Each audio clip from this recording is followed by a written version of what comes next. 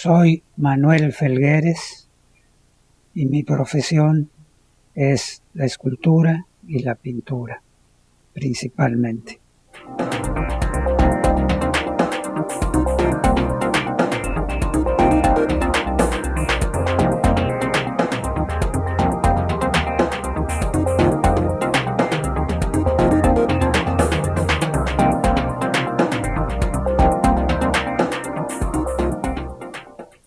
Manuel Felgueres es el gran maestro, el gran artista, escultor, pintor de lo abstracto, la cibernética, la geometría. Ahora nos encontramos con él en el recinto de Bellas Artes, donde está su gran exposición titulada Invención Constructiva. Manuel Felgueres, ¿cómo era tu pensamiento juvenil cuando pintabas? ¿Era igual que el de ahora? Supongo que no. Yo creo que todo aquel que pretende hacer arte sigue el proceso pues medieval de siempre, de los trabajadores. Primero eres aprendiz, luego eres oficial y luego llegas a ser maestro. Bueno, a nosotros desde el principio nos dicen maestro, pero les cuento, cuando empiezas no eres maestro, eres un aprendiz. Y como aprendiz, lo único que te queda, aprendiz de qué, de pintor, vamos a decir. Lo importante no es pintar, lo importante es encontrar un estilo, una manera de pintar. Cualquiera, el arte es decir, la pintura es un oficio, igual que hacer carpintería o hacer zapatos. Cualquiera aprende a pintar, pero cuando quieres hacer arte no es usar el oficio, es inventar. El arte es creación, tienes que intentar crear algo. Y cuando sabes poco, pues tratas de crear y sale lo que sale. Y poco a poco vas, como la ciencia, como se dice, a prueba y error, quita y pon, vas purificando y vas encontrando un camino tuyo. Un camino tuyo que apenas lo acabas de encontrar, ya tienes ganas de irte a otro. ¿Hay una educación de la mano y del ojo? Mucho más del ojo que de la mano. Ya ves que Leonardo decía que el arte es mental, no es manual. Si cambias de intención, no nada más cambias visualmente, sino tienes que cambiar también de oficio. Ya aprendiste un oficio, yo aprendí a pintar de tal manera. Si invento otra forma, tengo que cambiar el oficio. Van juntos. No se separan, es una constante búsqueda, tratando de crear algo nuevo, algo diferente. Si tratas de inventar, vamos a decir, pero traducido a términos estéticos es muy elegante, tratas de crear. Bueno, en realidad nadie crea nada, todos son recreaciones, porque para esta creación te vas llenando de conocimiento y el conocimiento te lo da la retórica misma del arte, el pasado del arte. El pintor se pasa lanzando un anzuelo al pasado y trayéndolo al presente para interpretarlo de otra manera. Igual que el escritor tiene que leer a los clásicos, uno tiene que ver a los clásicos, tiene que tocarlos. Bueno, entonces este juego en la historia, en que yo digo que el arte es una cadena ininterrumpida que viene desde la prehistoria, en que tratas de meter otro eslabón. Si no lo logras meter, no hiciste arte. Puede que pintaste, pero el chiste es meter el eslabón, es decir, agregar algo al arte, hacer algo que tenga valor artístico, que sea arte. Y para eso te la tienes que jugar. No es que no vas sobre seguro nunca, siempre estás arriesgando. Pero te digo otra vez el ejemplo del color porque es el más fácil. Al principio yo quería un tono naranja y agarro amarillo, agarro rojo y no es este el tono y le pongo un poco de café y un poco de... Y de repente hice una bola así grandota de color y no me sale el que quiero, a base de mezclas. Cuando ya eres maestro, pues ya te vas más rápido porque dices quiero tal color y sabes que con 3 cositas te sale el color, etcétera. Eso querría decir que el pintor maduro, de edad más avanzada, es mejor pintor. ¿O es más rápido pintor? ¿O es más fácil pintar? Pero entre más fácil sea, más difícil se vuelve, porque te puedes ir por la facilidad. Digo, hay muchos pintores muy buenos que hicieron arte y que su gran momento de arte fue cuando tenían 25, 30 años y nunca más en la vida vuelven a hacer algo nuevo, a inventar algo, a jugársela. Siguen haciendo lo mismo y se vuelven artesanos de sí mismos. Y son magníficos artesanos de su propia creatividad, pero ya no crean. ¿Tú qué haces? Yo intento, digo, poniendo ejemplos, por ejemplo, ¿Sí? poniendo ejemplos. Hay pintores como, por ejemplo, Morandi, que pintaba naturalezas muertas con botellas en colores tierra, como que siempre buscó perfeccionar eso. Y hay pintores como Picasso, que siempre compararse con Picasso es de lo más chocante, pero sí tiene que la época azul, que la época rosa, que el cubismo analítico, que el cubismo, quien sé que... Y ahí va, y toda su vida, si tú ves los últimos 10 años de Picasso, cuando tenían ya 90, los últimos 3, ves que sus Picassos siguen teniendo tanto arte como tuvo las señoritas de Aviñón, pero es diferente porque el tiempo ha pasado. Y así ves en todos los grandes pintores, ves que van encontrando, no mejor, porque si lograron hacer algo que es arte, el arte no es comparativo. No es que yo soy mejor que antes, ni que yo soy mejor que yo digo que es como ser o no ser. Si lo logras, es igual que lo haya logrado hace 20 años, eso es. Pero si no lo logro ahorita, por más que sepa, eso no es. Entonces el problema, por eso es muy angustioso pintar, siempre es como una lucha contra ti mismo. No te puedes caer, tienes que dar un poco más. ¿Es fácil dar un poco más? Es bastante difícil, por eso muy pocos lo logran. Pero los pintores pintan hasta muy larga vida. Sí, es una profesión un poco longeva. Es decir, hay pintores que han durado hasta Picasso 94, Tamayo 93, y pues empiezas a ver, es decir, vas encontrando muchos que duraron casi 100 años, ¿no? Es decir, pero esos que duraron son los que conoces. Otra de las teorías que me gusta decir, aunque sea que no hay en una sola época, en un mismo lugar, más de 20 artistas que hayan cumplido con su momento. Y eso, dime 20 artistas del Renacimiento, a ver a cuántos le llegas. Por más cultura que tengas, dime 20 cubistas, dime 20. Llegar a 20 ya es mucho. Lo cual quiere decir que muy pocos llegan. Entonces tú pretendes, como creador vivo, ser uno de los que llegan, pero no eres tú el que se va a juzgar.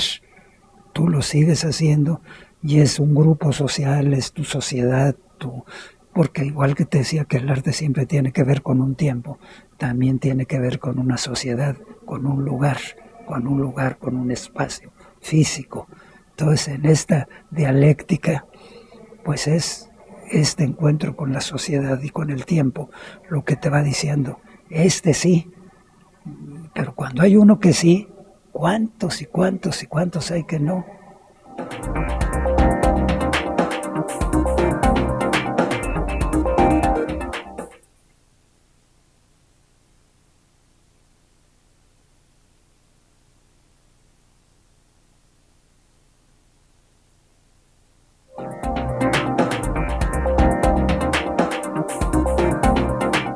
¿Cuándo sientes satisfacción al ver un cuadro terminado? Casi siempre cuando me meto en una obra, me meto tan entero que ni me acuerdo de lo que he hecho el resto de mi vida. Me escapo, estoy metido en el cuadro. Igual que tienes tragedias familiares, lo que sea. Cuando estás en el cuadro. Y estás tan metido que es en placer porque te está saliendo, y en angustia porque no te está saliendo, y en inquietud y en entusiasmo, todo mezclado.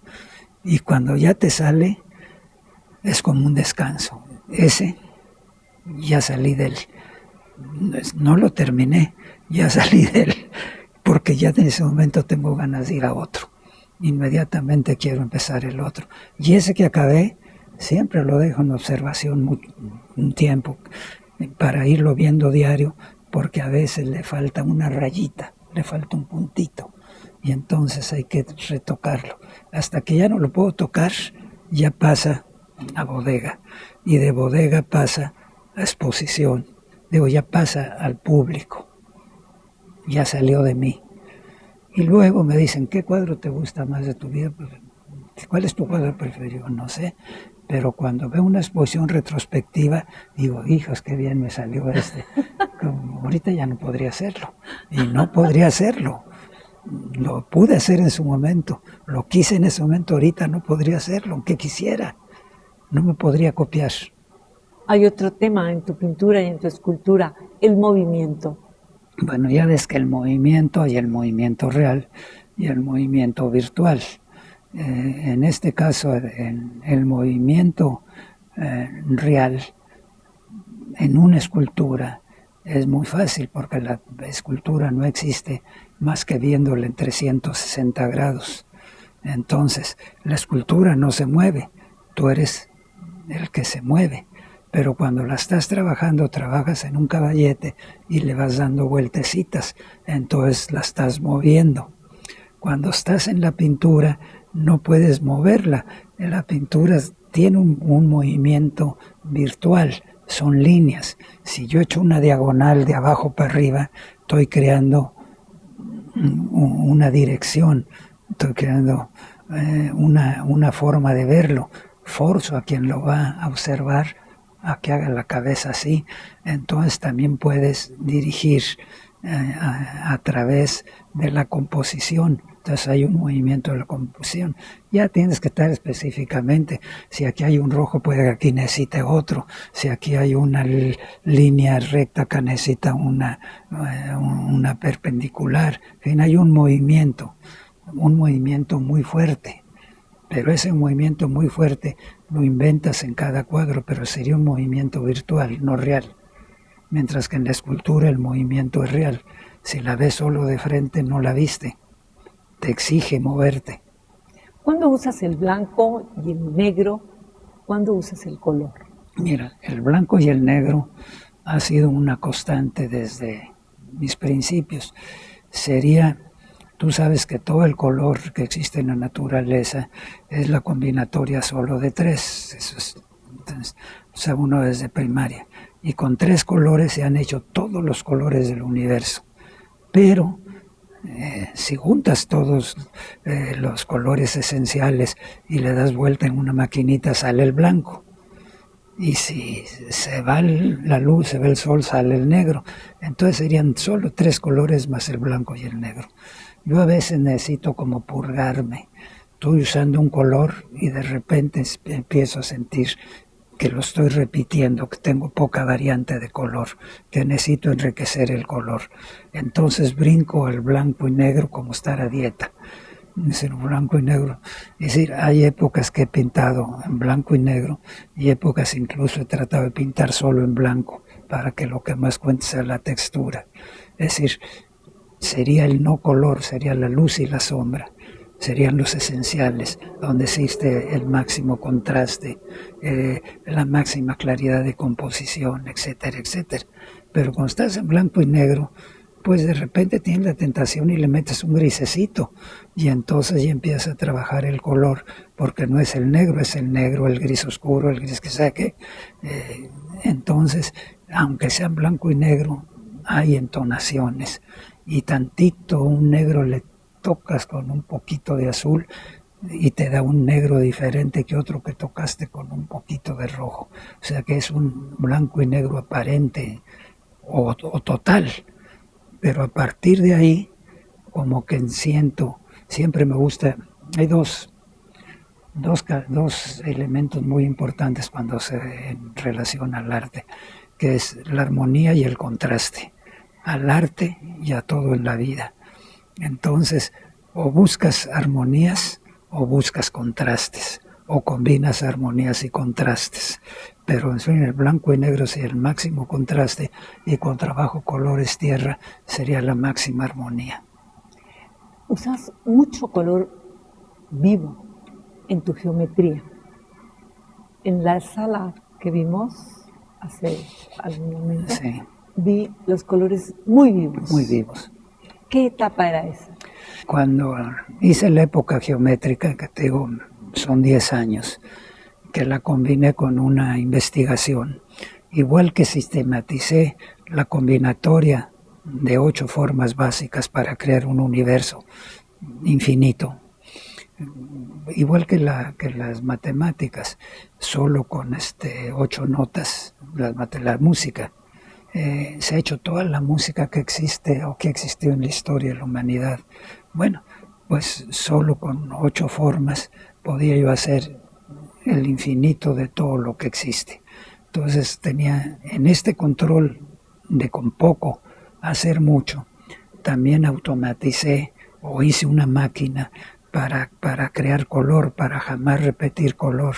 Creé 8 fondos, 8 formas, con rayitas cambiando el color, con degradadas, un color de contraste al fondo, un color de contraste a la forma.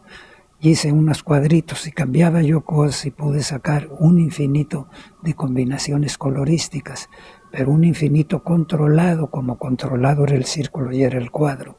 Para controlarlo tienes que saber muy bien el color que estás usando, cómo se hace.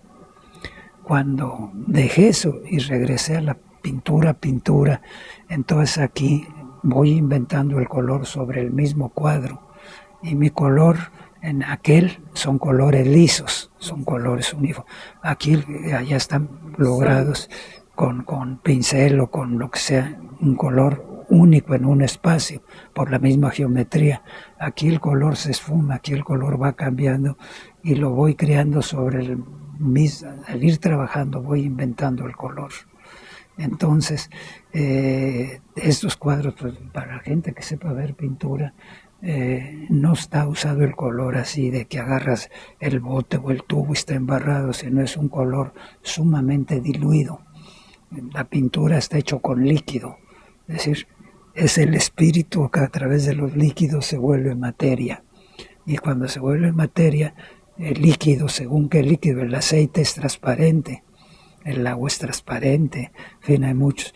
Y si el color que pones es ligero, es transparente, entonces yo para hacer un morado no agarro un tubo de morado porque no sale, sino tiene abajo una capa de negro y tiene una capa de azul y al final otra capa de rojo. Tú ves un color, pero es la suma de muchos colores. Este juego con el color pues es parte también de la pintura, porque otra de las leyes de la pintura es que la pintura es color. Cuando el cuadro no me sale, voy trabaje y trabaje el color hasta que sale.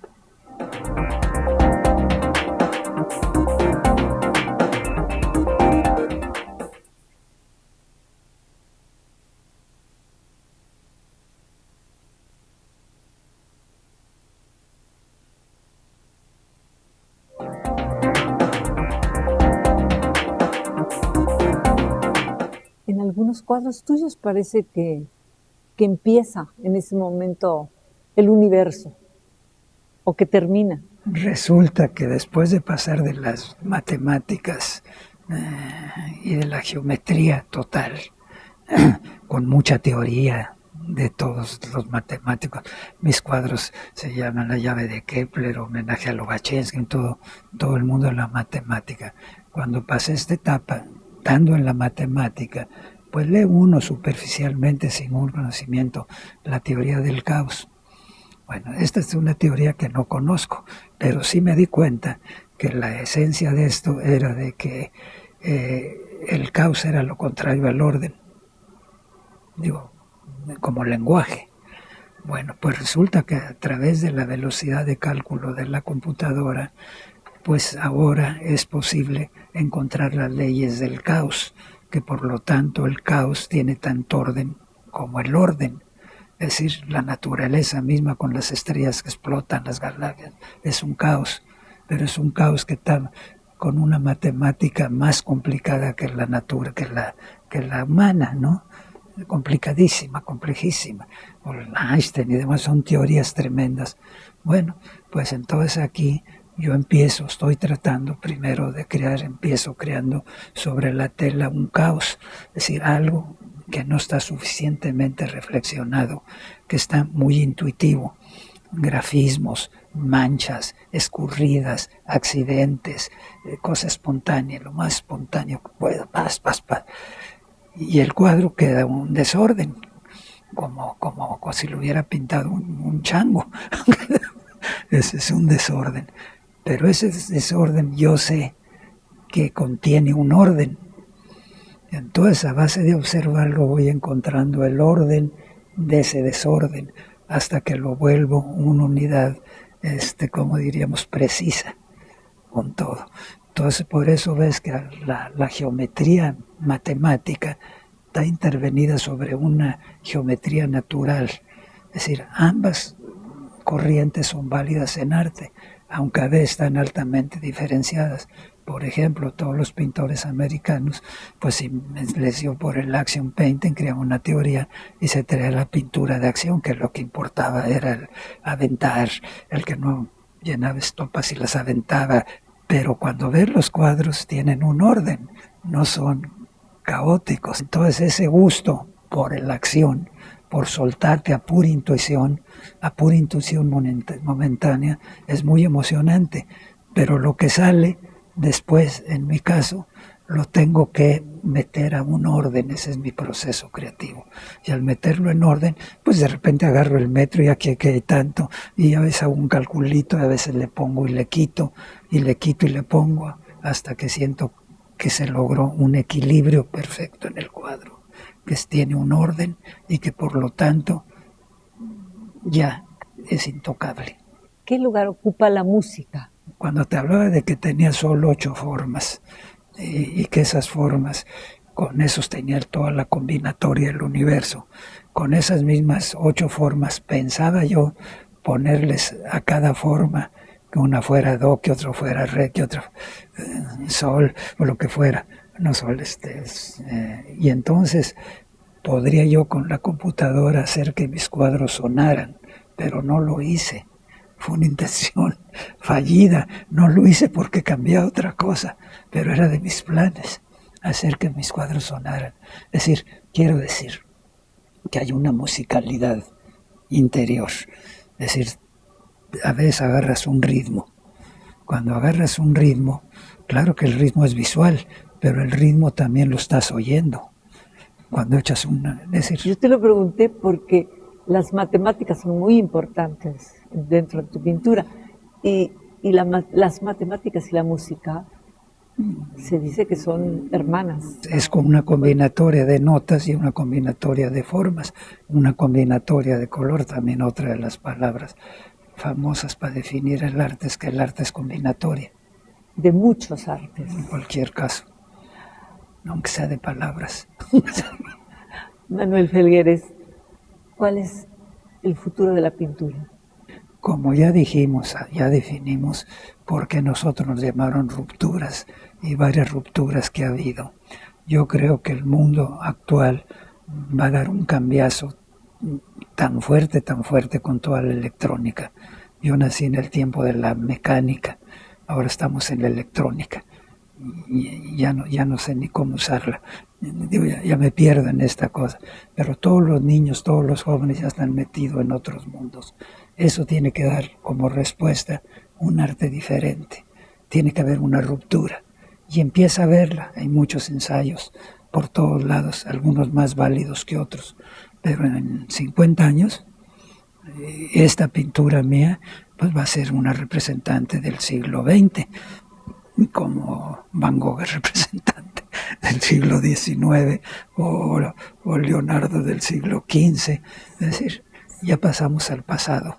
Sí, como toda la historia de la se va acumulando, es acumulativa. Y otra vez la lógica. A conduce a B, B conduce a C. Es decir, el Renacimiento sigue el manierismo, sigue el barroco, sigue, ¿no? Y cuando ves para atrás, yo soy pues gran amante del arte del pasado. Lo que más me gusta con Meche siempre que viajamos, pues puro museo, no nos fallan los museos. Y cuando es un viaje donde pues vamos a la India, porque es una maravilla ver las culturas, o Egipto para ver el arte, es decir, siempre es buscando el arte. ¿Cuál fue tu primera exposición? Mira, cuando yo empecé, cuando esta que te digo, mi decisión de dedicarme al arte fue en 47, el año de 1947. Durante 7 años me dediqué a aprender, no en una escuela, no hice carrera, sino picando. Igual que estuve con Satkin, iba a tomar clases de dibujo al Museo del Louvre, igual aquí con Zúñiga aprendí terracota, iba con Justino Fernández a la facultad a aprender teoría de arte moderno, todo lo que pude. Fueron como 7 años y mi primera exposición fue en 54. Todavía era figurativa, fue la última figurativa. Es decir, venía de la figura, pero la figura un poco a través de Satkin, que era cubista, que era a partir de la figura humana reducir todo a planos, convexidades y concavidades y convexidades. Es una geometrización de la figura. Después que estaba yo geometrizando figura, entonces dije, bueno, ¿para qué? Pues si le quito la cabeza no pasa nada, y si le quito los brazos ya la convierto en una forma abstracta. Entonces, a través de ir eliminando de la figura humana, geometrizando primero y eliminando partes después, salía mi primera exposición ya de escultura abstracta, que fue el año de 56, en una galería que se llamaba Antonio Sousa, que era la del momento. La importante del momento. En 56. Comparada con esta enorme, grandiosa exposición, ¿qué relación les das? Pues todavía de esa época, en la sala de abajo, en donde tengo lo más antiguo, hay una escultura de 56 de esa primera exposición. Y tengo cuadros de 57, 59, en que se puede ver toda la evolución. Son ejemplos, pero se puede ver la evolución. ¿Qué te hace feliz, Manuel Felguera? Me hace feliz, básicamente, pues soy un personaje muy entregado a mi propia obra. Lo que más me hace feliz es el trabajo en mi propia obra. Y para lograrlo, lo único que lamento ahorita son las enfermedades, porque tengo 80 años. Y digo, bueno, lo peor que me podría pasar en la vida es perder la capacidad creativa. Y lo segundo más malo, pues es tener enfermedades que te impidan trabajar. Quiero aguantar, pero también digo, bueno, si ya cumplí 80, a lo mejor llego a los 90 en plena forma, pero hasta ahí, porque ya no hay... A lo mejor hasta los 93, pero ya de 100 años ya no hay nadie. Creo que Hokusai cumplió 100 años, pero... Bueno, esta es una gran exposición que estamos disfrutando todos y la estás disfrutando tú también. Muchísimas gracias, encantado, Silvia. Manuel Felgueres. Con Manuel Felgueres en la exposición, en su exposición, Invención Constructiva, Silvia Lemus.